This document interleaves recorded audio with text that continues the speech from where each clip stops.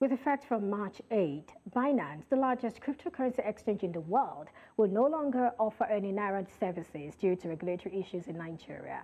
The company will stop accepting Naira deposits after March 5th and stop accepting withdrawals on March 8th because of greater scrutiny due to Nigeria's Bitcoin crackdown. And from London, UK, Atose, CEO KoinKoin Exchange, joins me on the show. Thank you for joining me today. Good morning. Good to be here. Absolutely. Well, cryptocurrency exchange, that's Binance, has announced plans to discontinue all services related to the Nigerian Naira. Does this foreclose further investigations into its activities? I think it's hard to say at this point. There is no, as best as I know, and certainly information that's coming to us, there could perhaps be further investigations. There is some view that they're being fined. But there is no specific information around what's happening with their operations in Nigeria. Short of the fact, as you just mentioned, they'll be ending their Naira, any sort of Naira taking within Nigeria. Whether that means they're completely out of Nigeria, we do not know. But again, they're ending their sort of Naira deposits and Naira withdrawals. So again, that's all the information we have. To answer your question, I guess, is there more investigation coming? Well, based on what the central bank governor said, at the last MPC meeting, I think it's very possible that there could be, further investigations, and I'm sure the federal government would like to get to the bottom of everything that Binance have done or are doing, if you like, in Nigeria. Well, while the conversation around Binance, took over the media, we're even talking about it right now. Some persons kept asking how it operated freely in the country without being licensed or regulated. Sometime SEC, that was last year, SEC issued, a statement saying that nobody should deal with it. It wasn't registered or regulated and all of that. But then looking at the fact that irrespective of this particular exchange still operated, and we have quite a lot of Nigerians, trading on its platform. Don't you think that's an indictment to the country's regulators? I think it's a little bit unfair to put this on the regulators only. And there are a number of reasons why I say that. The first reason is around the world, there's not clarity on how to sort of deal with digital assets or cryptocurrencies, if you like. And different regulatory bodies around the world only just instituting frameworks by which digital assets and cryptocurrencies can be managed and regulated for retail consumption. So this is still new, right? And of course, unlike in other countries, Nigeria didn't perhaps, if you want to be more brutal, penalize or perhaps prosecute any of the exchange owners for doing anything in particular with the national currency, the Naira. So I believe this emboldened, obviously, a number of the exchanges who felt that as long as they could deal or perhaps have P2P boards out there that, different, persons or different Nigerians who actually want to use the service would use their service. And as long as people were using the service, that meant that there was some sort of support for the service. But in recent times, the SEC has actually come out and said it invited exchanges to get registered and become regulated. And my understanding is exchanges such as Binance, ourselves, KoinKoin, are looking to, put in our applications to the SEC and obviously, then wait for the next steps. Of course, unlike Binance, we haven't established ourselves in Nigeria just yet. We're trying to do that. And as of yesterday, we know our application to the SEC has been accepted. So we're part of the incubation program, and we're looking forward to providing, digital assets, cryptocurrencies, virtual assets to the Nigerian public under the regulatory guise of the SEC. Let me come in here, Ola. Let me come in here. One of the things people say about cryptocurrency is its volatility and how that you cannot necessarily trace transactions and all of that. So if we're having a situation where some of these exchanges are coming into Nigeria and they want to be regulated. Are we sure that, we have the framework to monitor, to ensure and to see that the same things we're accusing Binance and other exchanges of doing, to ensure that these new people who come to register will not do the same things? And that, one might also want to ask Binance, fine, you're a platform and then you enable transactions on your platform. Don't you also have frameworks? How come you're not going by certain, probably, let's say, certain regulations, like following the anti-money laundering rule regulation, or even, the CTL, looking at all of these things? So how are we sure that, registering will actually ensure that these particular platforms do not do the same things that these other ones have done? Well, I mean, the conversation we're having now is considerably more advanced than the conversations we were having in 2020 or 2021. And to answer your question, yes, there is a body called the FATF, the Financial Action Task Force, and what that body has wanted for a while is the means to institute the travel rule for cryptocurrency transactions. So if I were to send you cryptocurrency, the world would like to know that it is I that sent it to you and not just my wallet speaking to your wallet. And to that end, we at KoinKoin are pleased to announce that we will be one of the first platforms that introduces an end-to-end travel rule, which makes senders and receivers of digital assets on our platform responsible, for ensuring that whoever sends them digital asset is named, and whoever they're sending digital assets to is also named. So this is something we're doing. It's not going to take away from the easy experience. And are we also going to see, the case of limit? There's transaction limits. There's a limit that should come from individuals and the limit that should also come from companies. I mean, these are some of the things we're looking at, and we're hoping that, these things will also be done, it to be extended to these exchanges. But moving away from that, let's go back to, the crux of the matter. If you don't mind, I'd like to give you 20 seconds just to embody that Maybe point. 10 seconds. 10 seconds. I spent a lifetime in financial services, almost 20 years now. And the bottom line is I have specifically put certain things into my platform, which allows there to be limits for transactions. And of course, as I've just mentioned, instituting the travel rule, which I'm sure the SEC and the CBN will be very keen to see, because it solves those problems, which I know they're very, very concerned about. All right, so back to this now. What do you make of the federal government's stance against Binance and other crypto exchanges? Binance, for example, was accused of exploiting the Nigerian currency, leading to its free fall in value and some other things like that. Now, could activities on this platform have significantly swayed the Naira?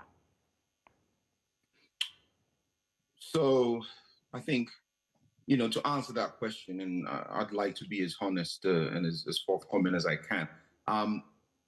Binance, when I first came across the platform in 2017, I thought it was a great platform. And part of what gave us our idea to build our platform, because we initially got our idea back in 2017, was largely what Binance was doing, but we focused on doing something specifically for Africa. Binance built a very robust platform. They took AML very seriously. Counter-terrorist finance was a big part of what they were doing. The issue they had was the fact that individuals can come, and once, as you mentioned earlier, crypto starts moving from wallet to wallet, on their platform, off their platform, it becomes difficult for them to sort of say, where's that money come from and where is it going? So that's part of the problem. In terms of the Naira, with issues that we have at home with regards to subsidy removal or whatever it may be right now, there are a number of issues that we have with the Nigerian Naira, import, export, how much are we importing versus what we export. There are a number of issues that Naira has. I think it's fair to say that. At the same time, when you have unfettered access to either a digital dollar, a stable coin, using the Naira, and you can price that digital dollar as you see fit, and it has absolutely nothing to do with the reference rate set by the CBN. It's okay if you do it for one day. It's okay if you maybe do it for 2 days. But if you do it for many, many years, the impact will be felt, right, on the economy. There's no way you can escape that. Now, in Binance's defense, I'm sure they never set out to do price discovery on the Naira. But by simply having millions of Nigerians coming back and forth, I've got this buy at this level, you've got this buy, sell at this level, you create this sort of if you like, bleeding, it's hemorrhaging of the value of the Ola, naira. let me come in And that's here. Let happened, me come in that's here. happened over Are you time. saying that after building a platform, we could get to that point where even the builders lose power and cannot control or, put some measures in place to ensure that things do not go overboard? No, that's not what I'm saying. You Okay. can absolutely control it. And what's happened in this instance has happened before with normal currencies in the 90s. There are stories where the pound, in itself was crashed by one individual. So there are a lot of things we've learned in traditional financial services that will aid us in ensuring that these things don't happen. The problem is when you have folks without traditional financial services experience trying to run exchanges or trying to, become masters of the crypto universe, you then have these issues which have been solved in the distant past in different countries. You have them cropping up in 2024 in Nigeria. So we don't need to go down that route. There is a way for us to have there are a number of tools we can have. We can work closely with the regulators. We can have daily fixings. We can centralize within reason a little bit more of how the operations around foreign exchange and the Naira works, and how it can be done to ensure there's no slippage and, as I like to call, needless hemorrhaging of the value of the Naira, right? So there are things that can be done to ensure it's fair for everyone. By everyone, I mean every Nigerian, and obviously participants in the market space, those who are coming in with FDI, and, investments, market participants, companies, international, local. There are ways it can be done to ensure it's fair for everyone. So that's the view that I have. And that's certainly what we are going to be doing with our platform to make it easy for all Nigerians. All right, let's look at this now. Binance faces, allegations of terrorism financing, money laundering, tax evasion, among others. And this is not the only country where Binance activities have been brought under scrutiny. Now, having an illicit inflow of that's what the CBN called it anyway, an illicit inflow of about $26 billion through that same platform in the last year via unknown sources. I'm sure you would also agree with me that this isn't something to be taken with kid gloves. How concerning is this? Well, I mean, it boils down to that simple rule again, the travel rule, right? So when we say illicit funds, we call them illicit because we don't know where they've come from, right? So where does 26 billion come from if it's moved on the blockchain?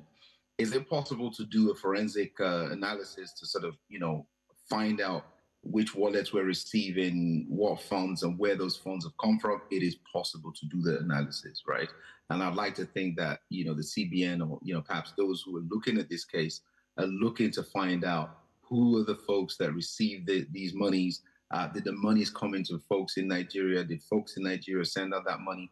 What analysis is being done to determine who owned those wallets? It is possible to do all of this because the Americans do it. And certainly there are different, governing bodies and, around the world, who often look into, crypto forensics. So it is possible to do it. But I think going forward, there are a number of things that we all need to be cognizant of. So there's a big hole that will be left by Binance exiting Nigeria. It is pertinent in all of us, not just exchange owners like myself, but also the SEC, the CBN, to make sure that folks don't shift this entire operation to an underground sort of even more murkier than what we've had.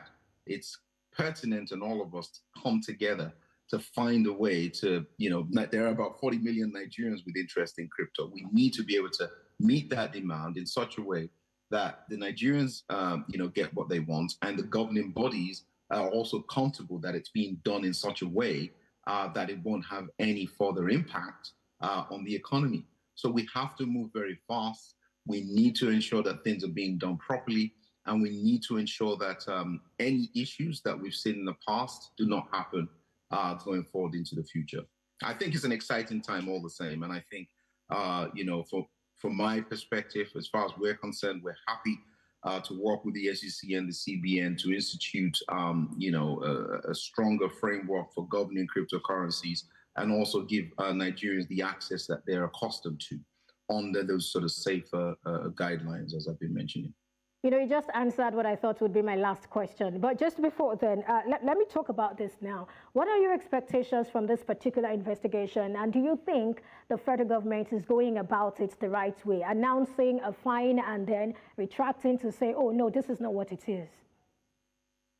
Uh, with all due respect, one of the reasons why Binance was able to come in and do what it's done in Nigeria is largely because there's lack of control, within the financial sector in Nigeria. And I'm not going to take that on the current administration. I personally applaud the fact that the current administration has come out and is trying its best to put its arm around this. Right. The previous administration, I mean, I was very vocal then. We wanted them to come in to regulate, and they never did. But the current administration is willing to do something. And I believe they're doing everything they can with the knowledge they have to sort of solve this issue.